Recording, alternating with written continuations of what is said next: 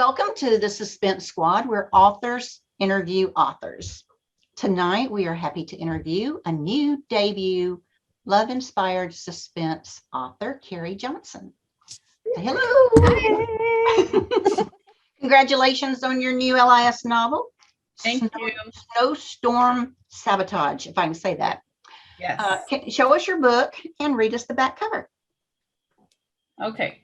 Can she survive a blizzard and being framed? Single mom Everly Raven didn't just discover the murder of her friend, she's being framed for it. Now she's on the run from hired killers at her family's ski resort, all while a deadly blizzard rages. Her only hope is her ex-husband, FBI agent Isaac Rhodes, the secret father of her child. But can they live long enough for him to meet their daughter and clear Everly's name? That sounds great. Nice. I love the cover. It immediately says something's going on. I like the sled, the broken sled on it. That's I cool. know, right? Yeah. All right. And I believe that your release date is later this month, right? Yes, it's September 28th. All right. Congratulations. Okay. Well, we have several of our squad team members that have questions for you. So let's get it started. Let's see. Sammy, why don't you go first? Hi, Kerry. How you doing? Hey, good. My question is, because hello, debut, where were you and what did you do when you got the call? So my agent had sent the story to my editor and I knew she had it. I do talk to my agent on the phone somewhat regularly, but she called me, it was December 3rd, 2020. She called like at dinner time, which wasn't normal. So, I was like, huh, what's going on? And it was might have been a Friday. And she's always told me I'm not going to call you if there's a rejection and ruin your weekend. So I was like, okay, could this be it? But I went out in the garage for some privacy because, we don't have that big of a house and the kids were all around and I was making dinner. So I went out and Allie, said, are you sitting down? And so I sat down on a container of Christmas stuff and I almost fell off. It was like a big Tupperware container. And she said, I just heard from Dina. She had just sent the email and, she wants to sign you. So I don't know. I just I cried a little bit. We talked and then I hung up and called my parents and they cried a lot more than I did. They're very supportive and they've been praying for years and stuff. So that was neat calling my parents afterward, especially. So that was it. It was just a regular evening. I was trying to feed all the people in this house and yeah, it's just very surreal. All right, let's move to Shannon. Okay, so tell us about a favorite scene from your book and why you love it. I've gone back and forth about what my favorite scene is. I've been asked this a couple times. I love the first chapter and the two scenes in there because it's a reunion. They come back together, but there is a scene later in the book and I don't want to give too much away. Obviously there's a child that they have together and there's a scene where Everly and Isaac are kind of hidden, but he actually sees their daughter Hannah for the first time. And that was really sweet to write. I really like that scene because it kind of bonds Everly and Isaac, my hero and heroine, watching their daughter who doesn't see them. But anyway, that would probably be my favorite scene. So That sounds lovely. Yeah, that's great. And them tender moments, tear I jerker. know, right? I love those moments where it'll make you cry. Right. You've done your job well if they're crying. All right, next up is Darlene. Congratulations, Kerry. Exciting for your debut. Yay.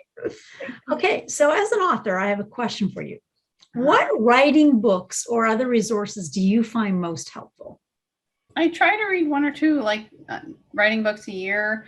Self-editing for fiction writers was one of the first ones I read that helped me a lot. I also went to a writing conference in 2018 and did a fiction practicum with Rachel Hauk, and she introduced me to The Story Equation from Susan May Warren, and that helped a lot. And I'll reread that book. It's I actually have it here. It's fairly short and you just get right in. And it's to me, it's a simple read. Some of the writing books I've read are harder for me to follow, but these two I kind of revisit, The Story Equation and Self-Editing. And then I do have Save the Cat, but I haven't read that yet. So I don't know if any of you have read that, but but I need to read it. My son has read it, but I haven't read it yet. I have it too, but I haven't read it yet either. Okay. I really Did he I like like it. it? I like it. Did he like it? Oh, Did your son like Save the Cat? I guess so. He just loves to learn stuff. It helped him with, I think there's one aspect of dialogue or something that he said that it helped him with. So maybe, yeah. I thought maybe he thought it was about a cat.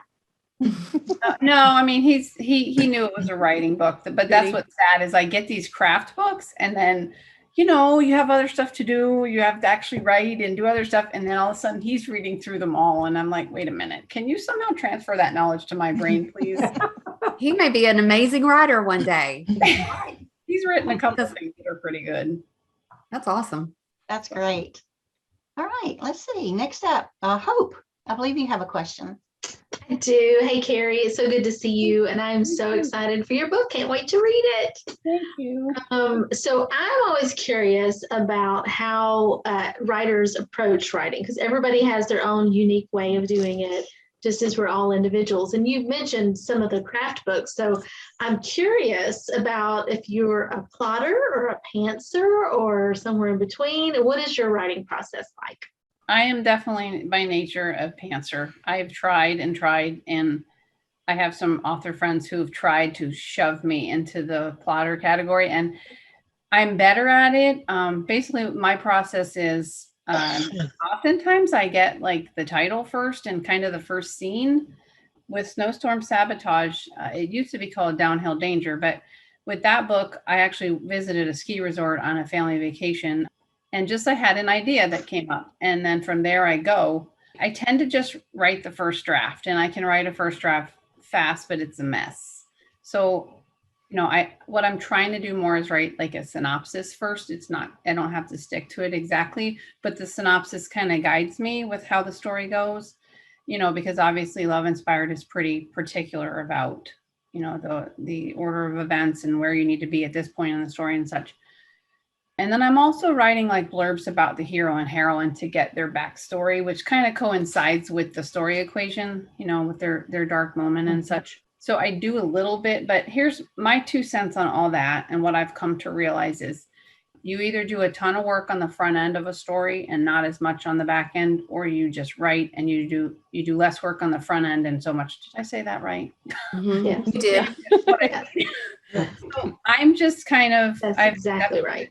Yes, I've accepted that I can write a fast first draft, but it's usually a mess. I have to do a lot of work with revisions, and so that's how I work. I am definitely not an outliner. I'm definitely not a plotter. So I think that's exactly right. What you said is like everybody still has to do the same amount of work.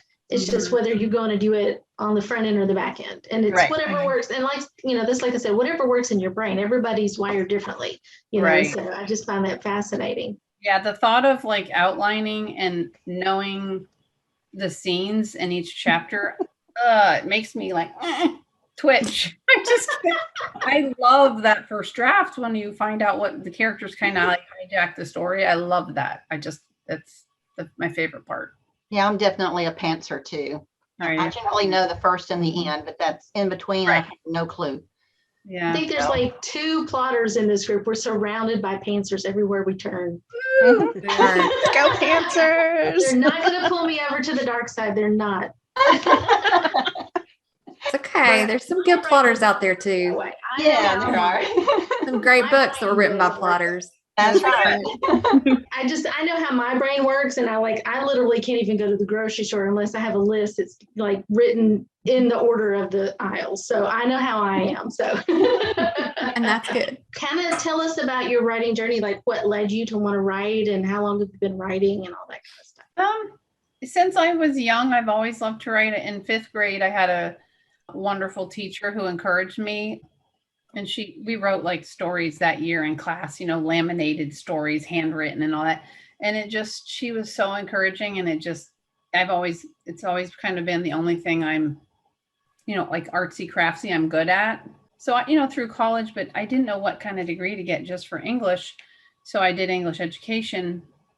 I didn't write for years. And then when I first had my older son, I had more time because I was home and I kind of started some story. I don't even know if I still have that story, but I would say it was probably 2008 when God gave me my first story idea, and it was for a contemporary kind of women's fiction story, which I entered in Genesis how many times before it finally sank in my brain, write something else. I probably did 5 times. Then I wrote a middle grade, a trilogy that's sort of speculative, but see, that had a lot of action in it. And I love the action and danger. And that's when I kind of realized, And then I wrote just a regular contemporary romance that was fun and sweet, but looking back now, it was just kind of like, bleh, like it felt kind of blah to me.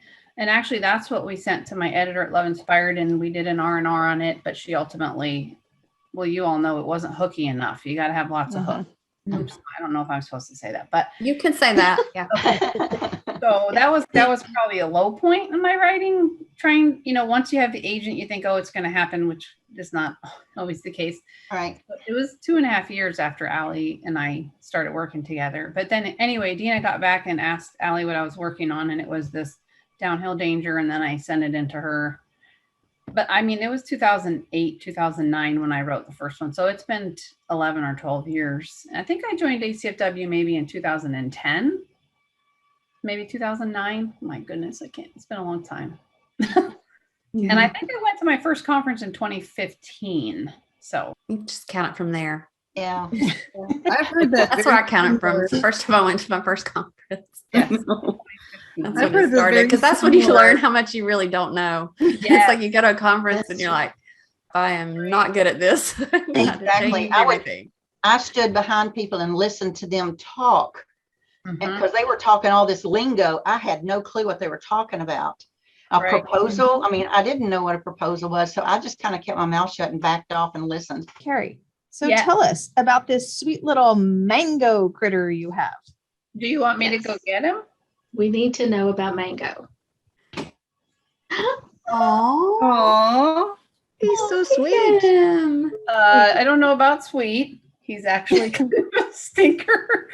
He's very pretty, and the dog just busted in the room too. Boomer, you don't. Of course. Yes, but this is Mango. Around, Mango, turn around. He's being a hi, buddy. Look at him. Mango. When I try to do like videos of him and stuff, he kind of runs away sometimes. So. He's a sun conure. A conure is like a smaller parrot. Like, there's the regular parrots. You're not going anywhere. So I remember what my question was, and that would be part of the process thing is we all have different brains, different. What is your best time of day to write? Is it morning, evening? Once upon a time, like when my boys were younger, it was in the evening once they went to bed. But now I only work 1 day a week. I work on Mondays at their school. So now like Tuesday through Friday when they're in school, it's wonderful. The only bad thing is my husband now works from home. So where I am right now is our guest bedroom office, and he's in here most of the time. I'm a kitchen table writer now. And I usually will kind of do all the little things around the house, what I need to, and I'll write from maybe like 11 to maybe 2, and then I have to go get the kids at 2:30. So it's just glorious because it's uninterrupted and I can really focus. Yeah, that's great. Okay, well, thank you for joining us, Kerry. It's been fun getting to know you and hearing about your book. Yay, congratulations. So remember, Snowstorm Sabotage releases on September 28th. If you'd like to read Kerry's novel, go to Amazon.com, BarnesandNoble.com, Walmart, Target, and pretty much wherever books are sold. Thanks again, Kerry. We appreciate you being with us Thanks tonight. for having me. Thank you. Thanks. Bye.